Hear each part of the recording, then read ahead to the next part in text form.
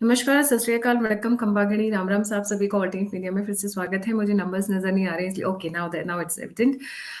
बहुत ही दिलचस्प मोड़ आ गया है रेस्टलेस प्रोटेस्ट में। नाउ सैटरडे नाइट मतलब आज से परसों की रात को चुपचाप रात को 11 बजे साक्षी मलिक और बजरंग पुनिया किससे मिलके आए? चाणक्य से, अमित शाह से मिलकर आए। उससे पहले अमित शाह जी इससे पहले मिले थे चंद्रबाबू नायडू नायडू से, वो भी मैंने सुबह एपिसोड कवर किया है। पर ये इससे भी इंटरेस्टिंग टर्न ऑफ इवेंट्स है और इस पे बातचीत करने के लिए हमारे साथ है doctor Ashish Handa ji, motivational speaker, success coach, doctor. ये बहुत सारी चीजें छुपा के रखते हैं, धीरे धीरे निकल कर आती है, पता चलता है he is also financial consultant. So a very warm welcome on the show sir. क्या है ये टर्न ऑफ इवेंट्स? जी सर। गायत्री जी, आपको, आपके सभी प्यारे प्यारे दर्शकों ऑफ ऑल्टरनेट मीडिया को मेरे यानी डॉक्टर आशीष का प्यार भरा नमस्कार।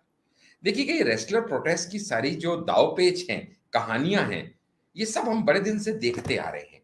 कभी ये लगता है कि ये लोग जेन्युइन हैं, कभी ये लगता है ये लोग प्लांटेड हैं, कभी ये लगता है ये इनका ओरिजिनल कॉज है जिसके लिए फाइट कर रहे हैं, तो कभी ये लगता है कि इनके प्रोटेस्ट को हाईजैक किया जा रहा है and they are being used by other political parties. Come what में, लेकिन इस समय ये जो रेस्लर प्रोटेस्ट है, ये कहीं ना कहीं पहलवानों के, जिसको कहते हैं, मान की लड़ाई बना दिया गया है। और दूसरी तरफ जो रूलिंग डिस्पेंसेशन है बीजेपी, उसके लिए भी ये स्वाभिमान की लड़ाई बन गया है। क्योंकि दिक्कत क्या है, जब तक बात पहले प्रोटेस्ट की थी, अगर मैं कहूं तो पहले प्रोटेस्ट में, तब तक ये जनवरी में प्रोटेस्ट पे बैठे थे ना, तब तक they were seeking support from the central government. और अब की बार जब ये प्रोटेस्ट पे आए हैं ना अप्रैल में, जब से खाप पंचायतें और ऑपोजिशन पार्टीज बीच में घुस गई हैं, अब they are not seeking support from the centre, they are trying to dominate centre, trying to threaten centre, trying to issue them repeated warnings. यानी पहले कह रहे थे कि आप प्लीज हमारी सुनवाई करो, और अब क्या कह रहे हैं, हमारी सुनवाई करो नहीं तो और वरना, जैसे आप हमारी बात मानो वरना, आप हमारी बात मानो वरना हम कैंडल मार्च निकालेंगे, आप हमारी बात मानो वरना हम प्रोटेस्ट करेंगे, आप हमारी बात मानो नहीं तो हम मेडल अपने डुबोने हरिद्वार चले जाएंगे, आपने हमारी बात नहीं मानी तो हम पार्लियामेंट की इनॉग्रेशन वाले दिन ही मार्च करेंगे, भले ही आपने दफा 144 लगाई हो। यानी अब ये जो टोन की टेनोसिटी उनकी चेंज हो गई है। ये सारी क्यों चेंज हो गई?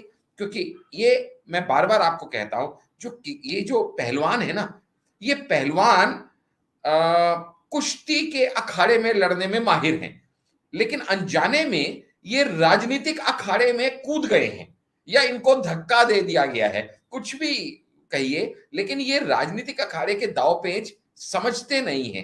क्योंकि ये उनका, देखो, ट्रैक और ट्रेड ऑफ द गेम है ही नहीं है उनको, तो उनको टैक्स और ट्रिक्स ऑफ द गेम कहां से आएंगे? अभी हुआ क्या है, अगर हम सीक्वेंस ऑफ इवेंट्स को, ये तो आपने पहले खुलासा कर दिया आपके व्यूअर्स के लिए कि ये लोग अमित शाह से मिल के आए हैं, लेकिन थोड़ा उससे पहले का और थोड़ा उसके बाद का कंटेक्स्ट हमें समझना जरूरी होगा कि ये मिलने जाना क्या जरूरी था या मजबूरी था। दोनों में टंग ट्विस्टर है, लेकिन समझने वालों के लिए इशारा काफी है। और वो भी किससे मिलना? The Chanakya of Indian politics. सबको पता है अमित शाह जी ने अगर कह दिया तो मतलब हो गया जैसी सिचुएशन, इस समय उनकी इतनी पावरफुल स्टेचर पे वो हैं। और उनसे मीटिंग करना, अच्छा, उनसे मीटिंग भी कब करना, मैं जब सीक्वेंस ऑफ इवेंट्स आपको बताऊंगा तो थोड़ा सा आपके व्यूअर्स उसको रिकॉल करने का प्रयास करेंगे। सबसे पहले क्या है, इन्होंने एक प्रोटेस्ट की कॉल दे दी कि भाई, बैठे तो हुए थे ये 1 महीने से ऊपर के प्रोटेस्ट पे, कि हम जो है पार्लियामेंट की तरफ मार्च करेंगे और हमारी जो महापंचायत है वो 28 तारीख को मार्च करेगी। पहले तो यही इन्होंने गलत किया, क्योंकि जब इससे पहले इन्होंने 15 दिन का अल्टीमेटम दिया था 7 तारीख को, तो वो अल्टीमेटम इनका 21 को खत्म होता था। तो ये 21 को मार्च करना चाहिए था या प्रोटेस्ट करना चाहिए था। इन्होंने कुछ लोगों के कहने में आके पर्पसली 21 को मार्च ना करते हुए 28 को मार्च करने का सोचा, क्योंकि न्यू पार्लियामेंट का उस दिन लोकार्पण होना था, बड़े बड़े फॉरेन डिग्नेटरीज थे, तो इनको यह समझाया गया कि मीडिया की ग्लेयर में और अटेंशन में आप आ जाएंगे और आपका काम चुटकियों में हो जाएगा। लेकिन ये बात का इनको अंदेशा नहीं था कि ये करके शायद ये कितनी बड़ी गलती करने जा रहे हैं।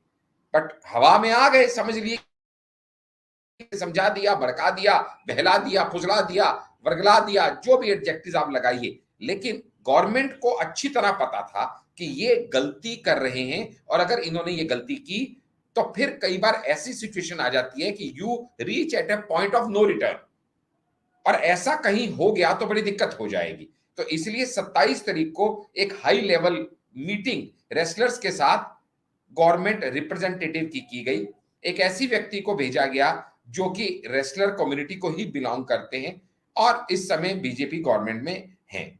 लेकिन ये मीटिंग अनकंक्लूसिव रही, क्योंकि पहलवान की सब बातें मानने का वहां पे आश्वासन दिया गया, लेकिन पहलवान इस बात पे अटके थे कि जब तक ब्रिजभूषण जी को आप अरेस्ट नहीं करेंगे, वो हमारी मांग अनकॉम्प्रोमाइज्ड है, उस पे तो हम कोई नेगोशिएशन नहीं करेंगे। And this was not something that was on agenda of the representative who went to meet the wrestlers on behalf of the government.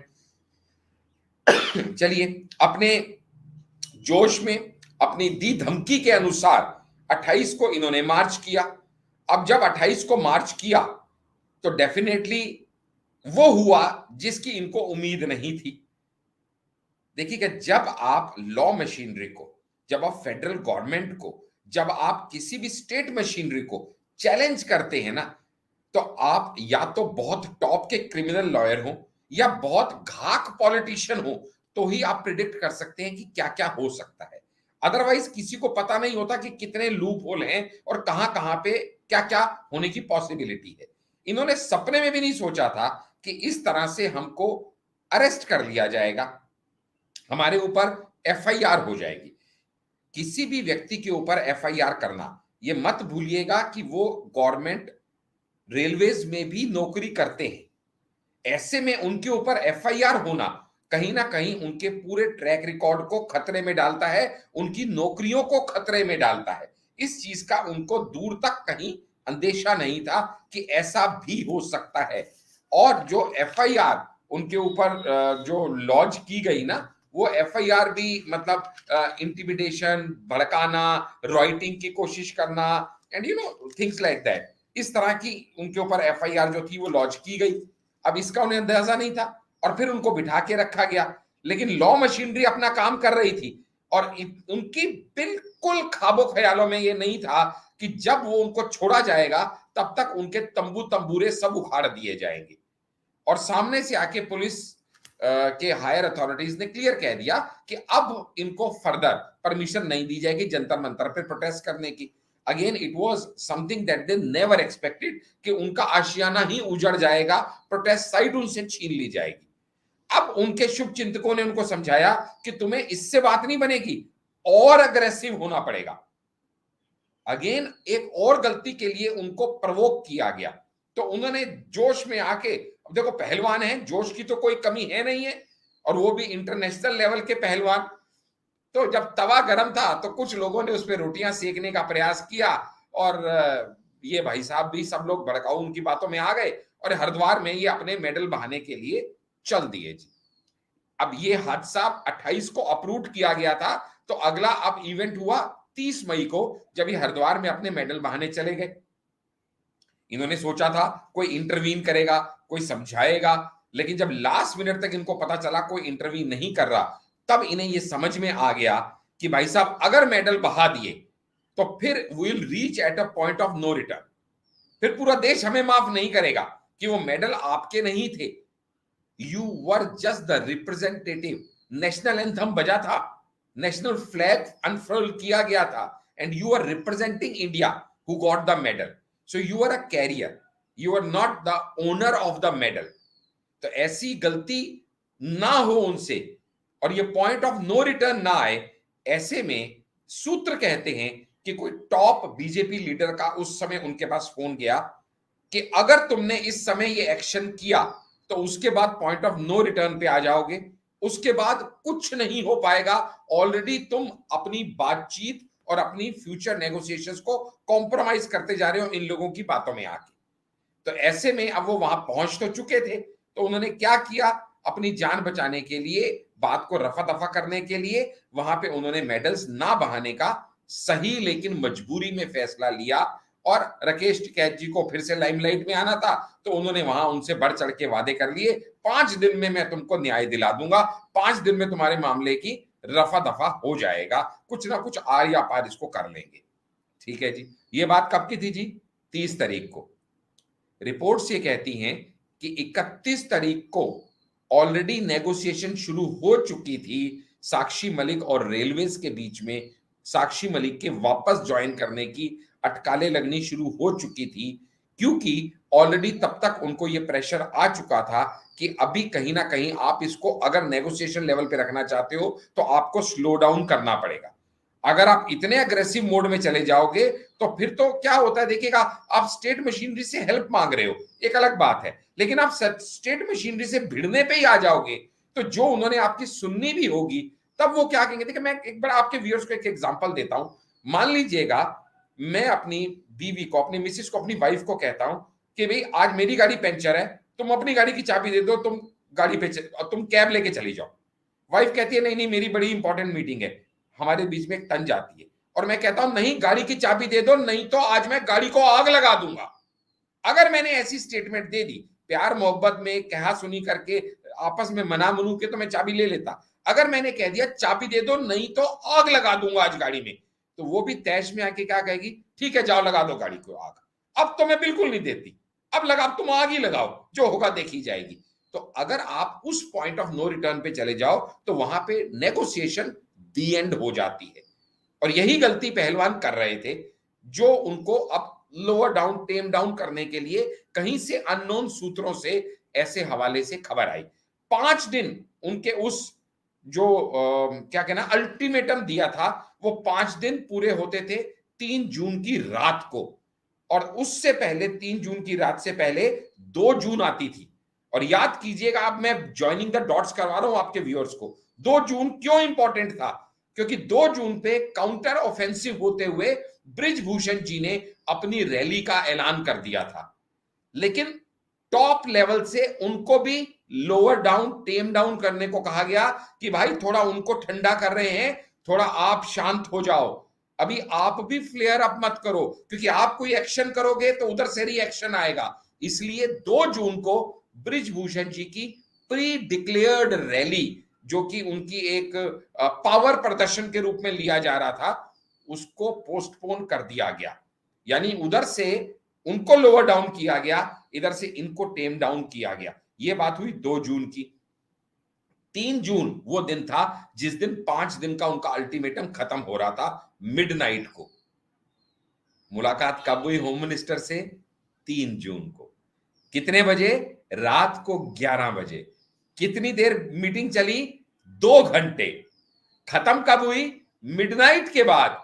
और उसके बाद जब बजरंग पुनिया से पूछा गया कि इस मीटिंग में क्या हुआ, तो बोले मैं उसके ऊपर कोई कमेंट्स नहीं करूंगा। He did not utter a single word about the meeting. उस मीटिंग को अटेंड किसने किया था? बजरंग पुनिया ने और साक्षी मलिक ने। यहां ध्यान देने की बात है कि विनेश फोगाट उस मीटिंग में नहीं थी। और अब न्यूज क्या आ रही है, वापस ड्यूटी को किसने ज्वाइन किया है? बजरंग पुनिया और साक्षी मलिक ने। यही वो 2 जन थे जो होम मिनिस्टर साहब से बातचीत करने गए थे। वो होम मिनिस्टर जिसको चाणक्य कहा जाता है। तभी तो मैं कहता हूं कि भाई ये जब चाणक्य के हाथ में केस चला गया तो वो तो फिर अच्छे अच्छों को भारी पड़ जाने वाले व्यक्ति हैं। इतना उनकी सूझबूझ, समझ और उनकी चीजों के ऊपर पकड़ है। और रिपोर्ट से कह रही हैं कि उनको ये कहने के लिए ये लोग गए कि आप चार्जशीट जल्दी से जल्दी दाखिल करवाने में हमारी मदद कीजिए। ध्यान देने की यहां बात 2 है। पहली बात ये कि एक तरफ जहां राकेश टिकैत कहते हैं कि हम प्रेसिडेंट को मेमोरेंडम देंगे, वहां पे उनको ही क्रॉस करते हुए वो किसके लिए लड़ रहे थे? पहलवानों के लिए, ऐसा वो कह रहे हैं। सच क्या है वो तो हमें और आपको पता है कि उनको सिर्फ मोदी से लड़ना है। फिर वो मोदी के अगेंस्ट कोई भी नैरेटिव सेट करता हो, वो उसके साथ अपना किसान दल लेके पहुंच जाएंगे। लेकिन उनको ये कह रहे हैं पहलवानों को कि हम तुम्हारे साथ हैं, लेकिन किसान उनकी साथ हैं, इस बात को नकारते हुए पहलवान मिलने किससे चले गए? होम मिनिस्टर साहब से। क्यों? क्योंकि उससे पहले भी उनसे अनुराग ठाकुर जी मिल चुके थे और 27 तारीख को भी बीजेपी डेलीगेशन उनसे मिला था। और अब ये final nail on the coffin of the protest था। अमित शाह जी से मिलने के बाद और किसी से मिलने का स्कोप बचता नहीं, ये वो भी जानते थे। और वहां पे जब उन्होंने अर्ली रिक्वेस्ट किया कि चार्जशीट दाखिल कीजिए, तो रिपोर्ट्स ये कहती हैं कि अमित शाह जी ने उनको समझा दिया अपने हिसाब से, और साथ में ये भी बता दिया कि law will take its own course. थोड़ा सा न्याय सबके लिए एक जैसा है, इसलिए आपको थोड़ा सा समझना पड़ेगा। और उसके रिजल्ट में आपने देखा कि उन लोगों ने ज्वाइन कर लिया। अगला, बजरंग पुनिया जी की एक और स्टेटमेंट बड़ी सुर्खियां बखोर रही हैं। वो क्या है? वो खाप पंचायत को कह रहे हैं कि भैया अभी और प्रोटेस्ट मत कीजिए। यानी वो अब उनको ये समझाने का प्रयास कर रहे हैं कि आप लोअर डाउन हो जाओ। और क्या कह रहे हैं? हम पहलवान जब पंचायत बुलाएंगे, आपका समर्थन मांगेंगे, तो आप आइएगा, हमको समर्थन दीजिएगा। ये नहीं कि आप अपने एंड पे ही महापंचायत करते चले जा रहे हैं, जो कि पिछले 2 दिनों में आप 3 महापंचायत कर चुके हैं, अपने आप ही कोई फैसले लिए जा रहे हैं। क्यों? इसके पीछे भी अब लॉजिक्स निकल के आ रहे हैं। खुद पहलवानों की स्टेटमेंट आ रही है। स्टेटमेंट क्या आ रही है मैं आपको बता दूं। 2-3 स्टेटमेंट उनकी आई हैं, जिसमें उन्होंने ये कहा है कि we fear of becoming pawns in bigger political battle. और स्टेटमेंट उनकी क्या आई है? उन्होंने खुद ने ये स्टेटमेंट दी है कि we have realised that opposition parties are using us as a political tool to promote their anti BJP agenda to corner the ruling dispensation. अब समझिएगा इससे आपको क्या समझ में आ रहा है। यानी उन्होंने अपने आप को इस्तेमाल किए जाने से क्लियर मना कर दिया है कि we are not available to be used against the BJP government to satisfy your political gains. This is a very wise decision from the protesting पहलवान। लेकिन हां, मैं आपके व्यूअर की बात से सहमत हूं, जिनका भी कमेंट आया है कि ये अब मछली का वो कांटा गले में अटक गया है। क्योंकि पहलवान अगर बिना कुछ अचीव किए अभी यहां से बैक ऑफ कर जाते हैं, तो उनके भी ये मान को, स्वाभिमान को ठेस पहुंचाएगा। Because they are answerable to so many people. वो मॉकरी का एक सब्जेक्ट, एक इशू बन जाएंगे।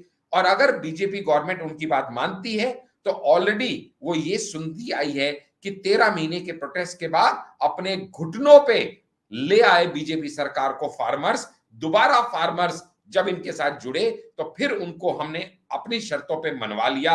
ये बीजेपी सरकार कभी होने नहीं देना चाहती।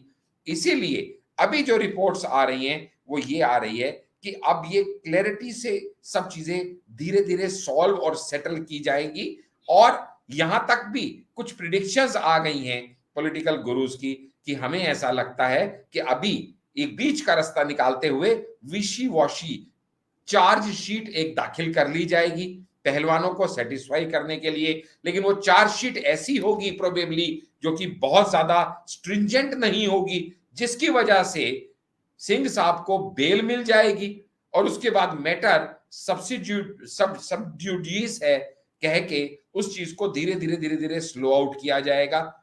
और इफ फाउंड गिल्टी, उनको पनिशमेंट भी मिलेगी। लेकिन इस बीच जो भी रिपोर्ट्स आ रही हैं, हमें ज्वाइनिंग द डॉट्स करके समझना होगा कि जब खुद से ये लोग प्रोटेस्टर्स कह रहे हैं कि हम अपनी जॉब ज्वाइन कर रहे हैं, ये लोग कह रहे हैं कि हम ऑपोजिशन पार्टीज को प्रोटेस्ट करने से अब अपने यहाँ पे आने से रोकेंगे, खाप पंचायत को मना कर रहे हैं और खुद पॉलिटिकल टूल बनने से इनकार कर रहे हैं, तो ये बहुत क्लियरली सारे सिग्नल्स जाते हैं कि they are in discussion, in alignment and in conjunction with the BJP government, crossing over the kisan front. और इसलिए मैं कहूंगा राकेश टिकैत के मंसूबों पे शायद फिर से एक बार पानी फिर गया, क्योंकि इस बार फिर चाणक्य के बीच में आने से वो चाणक्य नीति ने राकेश टिकैत को पटकनी दे दी और किसान उसके हाथ से अब छटकते हुए दिखाई दे रहे हैं मुझे। Over to you Gayatri ji. जी, अभी एक स्टेटमेंट आ रहा है, बहुत सारे लोग पूछ रहे हैं कि वो जो बालिक का स्टेटमेंट था कि उसने वापस लिया या नहीं। इस पे कोई ऑफिशियल अभी तक हमारे पास कंफर्मेशन नहीं आई है कि जो नाबालिग बच्ची जिसके ऊपर पॉक्सो लगाने की कोशिश चल रही थी, there is no official confirmation that it has she has withdrawn her complain. ये जितनी भी बातें हैं सारी सोशल मीडिया में है, तो उसके बिहाफ पर हम कोई कमेंट नहीं करेंगे, क्योंकि अगर उसने जी, वापस लिया होता तो अभी तक बहुत सारी एग्जैक्टली, चीजें ऑफिशियली न्यूज़पेपर्स में और बाकी जगह आ चुकी होती।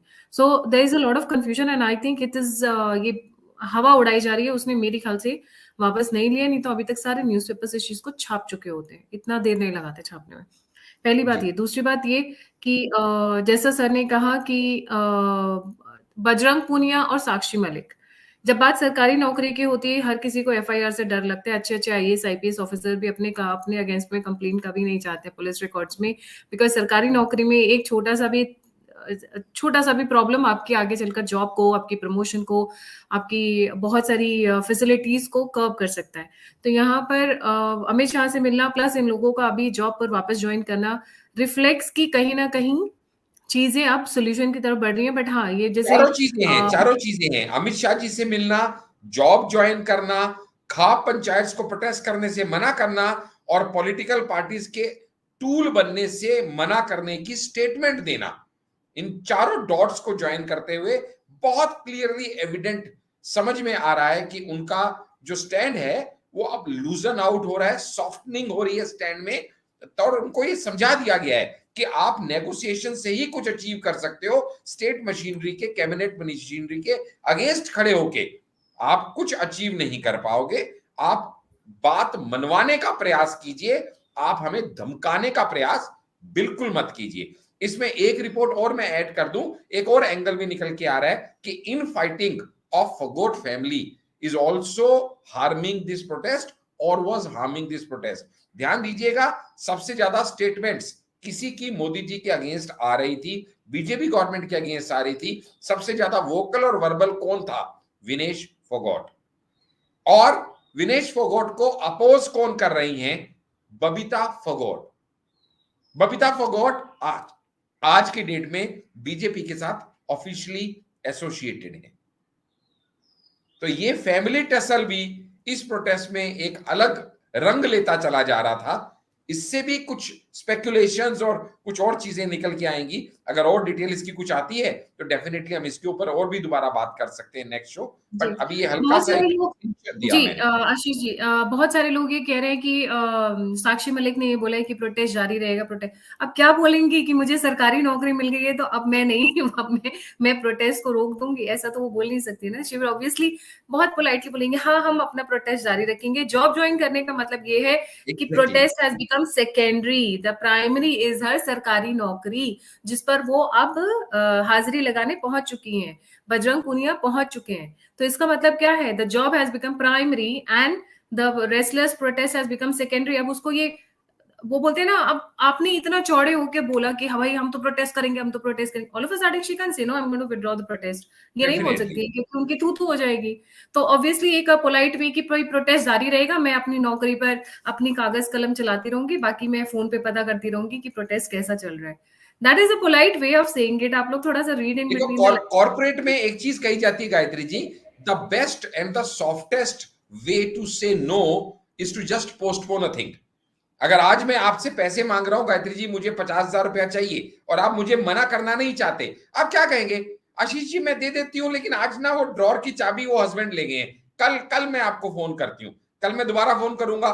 मैं बताने वाली थी कि मुझे बिना बताए हस्बैंड ने एक चेक काट दिया है, तो वो 5-7 दिन लगेंगे। यानी somehow you keep on postponing a thing, somehow making it secondary to other things, तो ऑटोमेटिकली एक मैसेज चला जाता है कि अब ये उतना स्ट्रॉन्ग आपके लिए रीजन नहीं है फाइट करने का जितना ये हुआ करता था। डायरेक्टली कोई ये नहीं कहेगा कि भाई मैं विड्रॉ कर रहा जाते हूं। जाते आशीष जी, मैं एक चीज और कहना चाहूंगी। देखिए जब साक्षी मलिक और विनय बजरंग पूनिया मिलकर आए हैं, उन्होंने अपनी जॉब ज्वाइन कर ली है। अब अमित शाह जी से 2 घंटे बैठ के उन्होंने ये तो नहीं बोला होगा ना कि हम नौकरी अपनी ज्वाइन करने वाले हैं और हम कल प्रोटेस्ट विड्रॉ करने वाले हैं। So there would have been जो मीटिंग सैटरडे की हुई है उसका जो एक्चुअल आउटकम है उसके लिए आपको 6 महीने से 1 साल वेट करना पड़ेगा। हरियाणा में इलेक्शंस आ रहे हैं, बहुत सारी टिकट्स बांटी जाती हैं, बहुत सारे पॉलिटिकल अप एंड डाउन्स होते हैं। So let's wait and watch कि एक्चुअली बात क्या हुई है, क्योंकि generally in high profile meetings की बातें बाहर नहीं आती, but I wouldn't be surprised अगर साक्षी मलिक एंड बजरंग पुनिया को कोई पॉलिटिकल एडवांटेज या पॉलिटिकल बेनिफिट भी दिया जाएगा आने वाले टाइम पे, बिकॉज इतनी हाई प्रोफाइल मीटिंग 2 घंटे की, और सिर्फ रेलवे की नौकरी ज्वाइन करके आ गए। इतने तो बुद्धू है नहीं है कि महीनों से प्रोटेस्ट में बैठे हुए हैं, मेडल फेंकने तक का तो ड्रामा कर लिया। तो इतने सीधे साधे नहीं है। देखने की बात है, 6 महीना 1 साल वेट करिए, सामने आ जाएंगी सारी बातें। जी जी आशीष जी, फाइंड अप जी करते हैं। बस मैं यही कह रहा था कि आगे आगे भी क्या होगा पता नहीं, लेकिन इस समय मीटिंग का आउटकम जो है, आप ये बहुत ध्यान से आपके व्यूअर्स को समझना है कि वो मीटिंग कब हुई।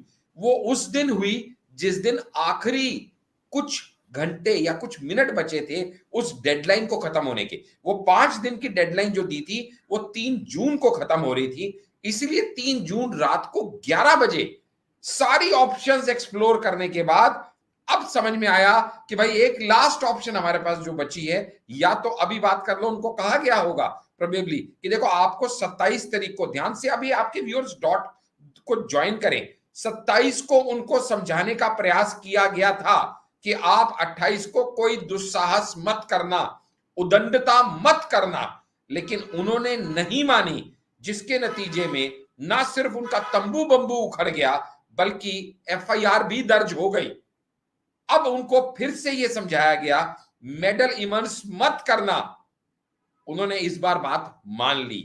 और अब उनको यह समझाया गया कि भाई 3 तारीख आपकी जो डेडलाइन है, अब आके लास्ट बार आपको बात करनी है तो कर लो। तो आप समझिए ना टाइमलाइन कि 3 तारीख रात 11 बजे, जिसको बोलते हैं ना बिल्कुल आखिरी बॉल पे छक्का मारते हुए जो 2 घंटे मीटिंग चली। अरे यार, होम मिनिस्टर साहब के साथ जो लोग अमित शाह जी को जानते हैं ना, उनको पता है वो कितनी कट शॉर्ट बात करते हैं और कितनी प्रिसाइज और टू द पॉइंट बात करते हैं। उन जैसे व्यक्ति का एक एक मिनट बहुत कीमती है। एक एक मिनट, 2 घंटे उनसे बात करना, और उससे बड़ी बात उस मीटिंग में किसका ना होना, जो सबसे वर्बल और वोकल इन्हीं की साथी थी, उसका ना होना। और फिर जो 2 साथी उस मीटिंग में गए, उन्हीं का जॉब ज्वाइन करना। सब कुछ क्लियरली एविडेंट है कि इस समय पहलवान आंदोलन में टूट तय है, जो आ तो चुकी है लेकिन अभी हल्के फिशर्स के रूप में है, इतना दिख नहीं रही है, जिसको हिंदी में तरेड़ कहते हैं। तो जब धीरे धीरे वो अपेरेंट होती चली जाएगी, ऑब्वियसली इनकी इन्वॉल्वमेंट कम होगी, पहलवान आंदोलन कम हो जाएगा, पॉलिटिकल पार्टीज की मूवमेंट कम हो जाएगी, खाप पंचायत की वो क्लियर बोल दिया ना बजरंग पुनिया ने, खाप पंचायतों को आप मत ऑर्गेनाइज कीजिए, हम जब करेंगे हम आपको बताएंगे। यानी इनडेफिनेटली डेफर कर दिया।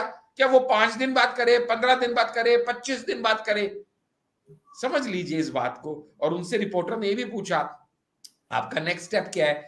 बोले जी अभी वो साक्षी और जो विनेश है दोनों मेंटल ट्रॉमा में चल रही हैं, अभी वो सब वो उस चीज की सब अभी उससे बाहर नहीं आई हैं, तो अभी हम किसी और प्रोटेस्ट के अभी उसमें नहीं है।